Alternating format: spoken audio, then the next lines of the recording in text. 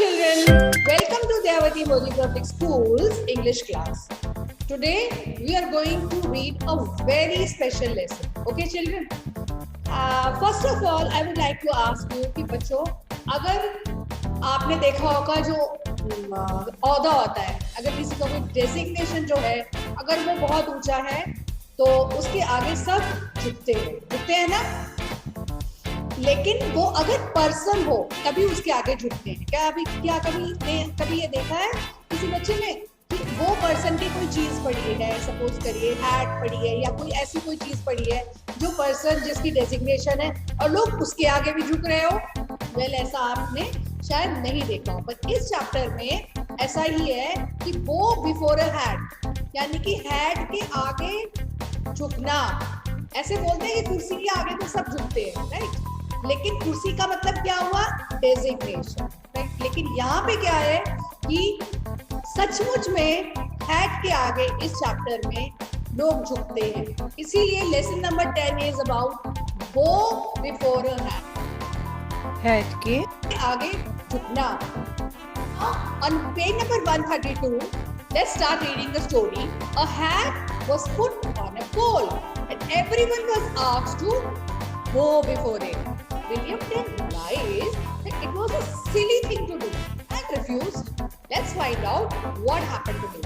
बच्चों, इस वाली जो स्टोरी है उसमें हर कोई बंदा जो है वो एक हैट के आगे जो है वो झुक रहा है जो पोल पे टंगी हुई है, और सारे जो है वो लोग जो है सब लोगों को कहा गया है कि आपको इसके आगे झुकना है।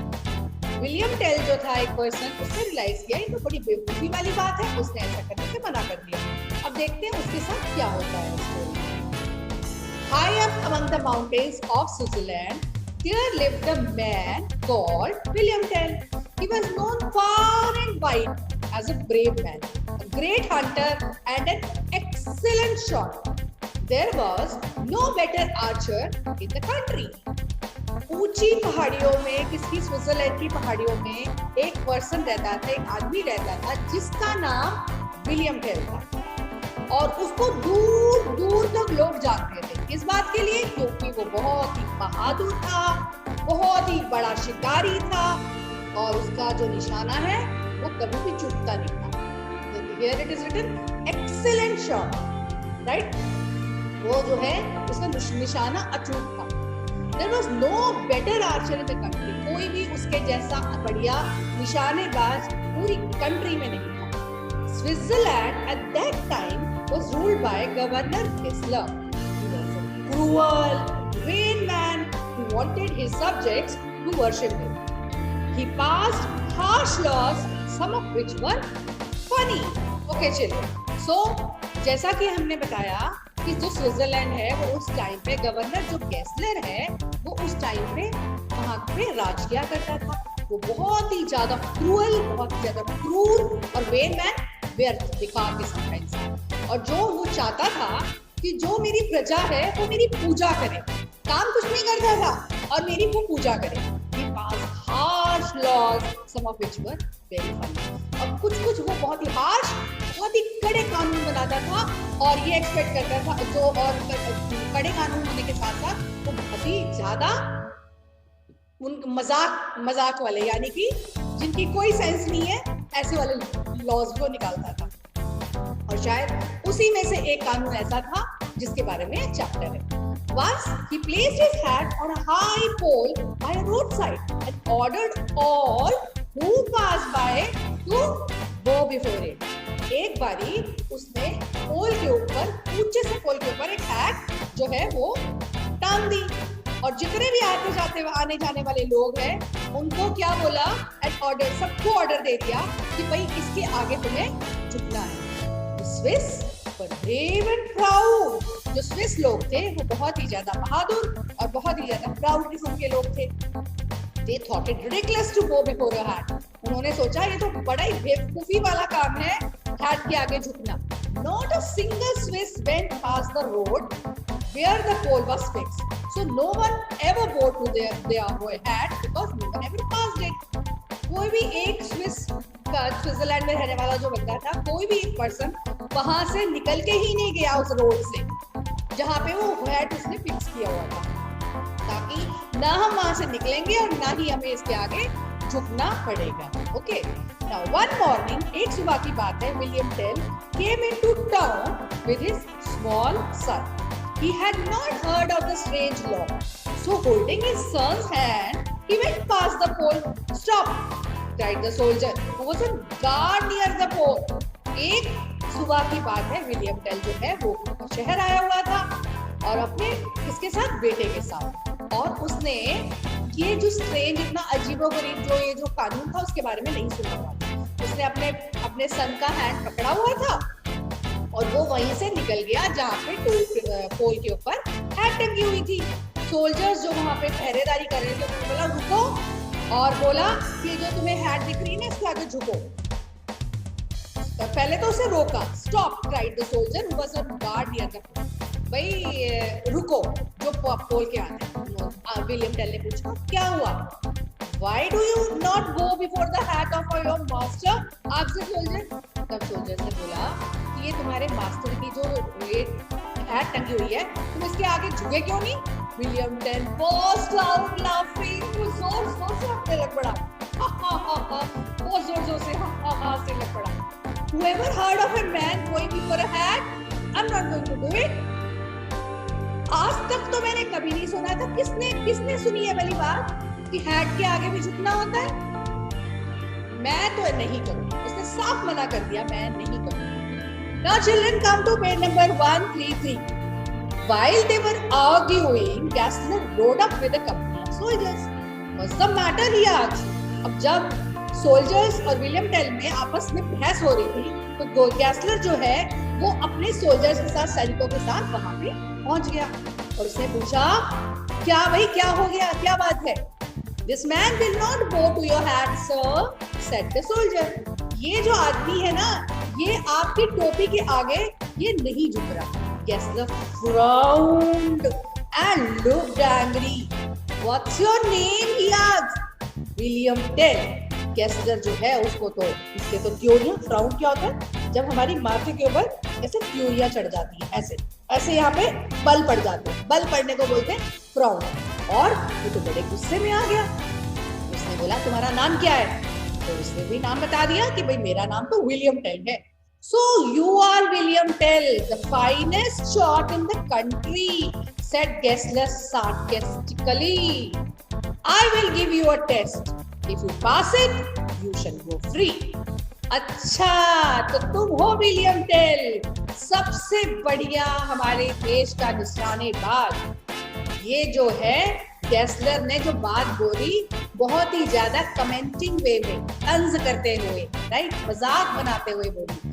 The word is sarcastically. Sarcastically क्या होता है? जब हम किसी को एक्चुअली भी नहीं तारीफ करते, हम ताना मार के, ठीक है, कमेंट करके हम उससे बात करते हैं।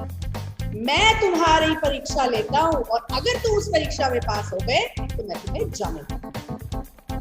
Gessler dismounted, went up to the small boy, asked him, "Are you William Tell's son?" "Yes, I am," the boy replied proudly. Gessler dragged the boy to an oak tree, placed an apple on his head, and turned to Tell. "Hit the apple with your arrow and prove to me what a great marksman you are." William Tell was speechless. The king's soldiers were also horrified. "How can I shoot at my son?" William asked himself. Tell's son gazed at his father with love and trust in his eyes. "Father," he said, "please hit the apple and prove that you are an excellent marksman. Promise I will stand still."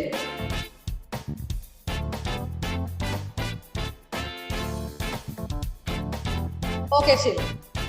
गैसलर जो था वो घोड़े पे सवार था तो वो उतर गया। कम उसे बोलेंगे इसलिए वर्ड आया डिसमाउंटेड।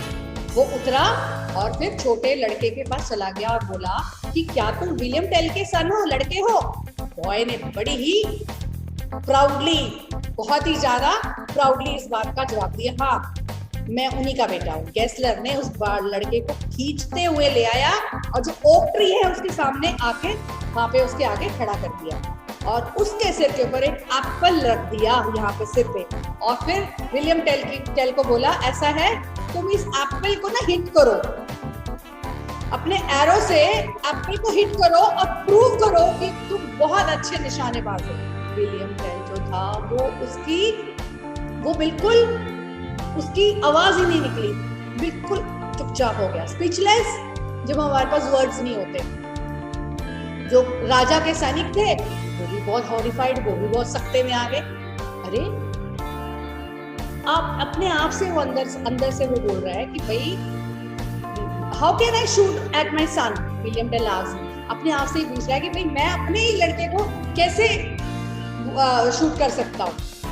जो विलियम टेल का जो बेटा है वो अपने पापा को उसने क्या करा उस वक्त, बड़े ही कैसी नजरों से देखा, बड़ी विश्वास वाली नजरों से देखा, जिससे कि उसके आंखों में बहुत ज्यादा प्यार और अपने पापा के लिए बहुत ज्यादा विश्वास था कि मेरे पापा ये काम ही कर देंगे। तो सबसे दुनिया के सबसे बड़े क्या है, निशानेबाज है।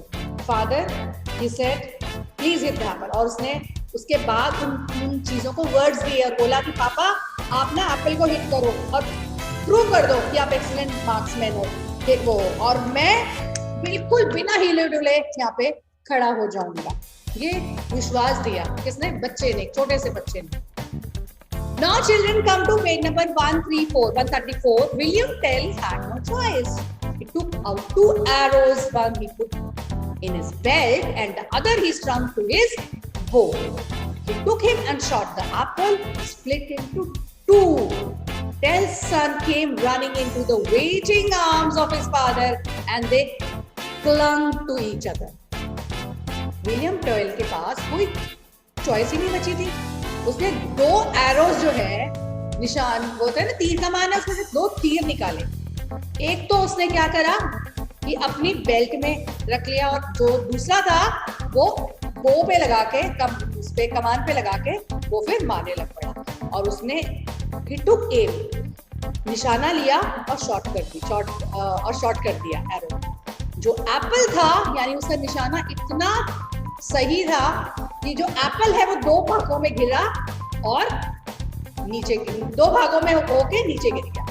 Tell's son came running into the waiting arms of his father and they clung to each other. दोनों ने फटाफट जो विलियम टेल के बेटे ने आके उसको क्या कर दिया, ऐसे करके हक कर दिया, right. Before you go, called out Gessler, answer one question. Tell looked at him and waited. Why did you take out 2 arrows? Why did you put the second arrow in your belt? जाने से पहले Gessler ने बोला मेरी एक question का जवाब दो। टेल जो था वो उसने उसको देखा और इंतजार किया क्या पूछने वाला है। एक बात बताओ, तुमने 2 जो तीर थे वो क्यों निकाले थे, और एक जो तीर तुमने चलाया और दूसरा तीर अपनी बेल्ट में रख लिया। Looking into Gessler's eyes fearlessly, Tell replied, "The second arrow was for you. If the first arrow had hurt my son, I would have used the second arrow." Gessler ने बड़ी ही ज्यादा fearlessly आंखों में आंखें डालकर किससे बात करी, विलियम टेल ने आंखों में आंखें डालकर गेस्लर से बात करी और बोला वो जो सेकेंड एरो मैंने जो टांगा हुआ था ना वो तुम्हारे लिए था।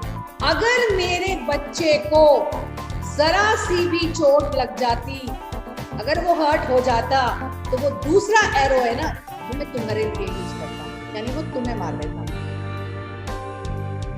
And the story ends, right. यानी कि विलियम टेल जैसा निशानेबाज कोई नहीं था और just imagine he was very fearless. वो किसी भी ओहदे से, किसी भी हैट के आगे न झुकता था न डरता था, राइट, क्योंकि उसके अंदर इतनी बड़ी क्वालिटी थी इसकी।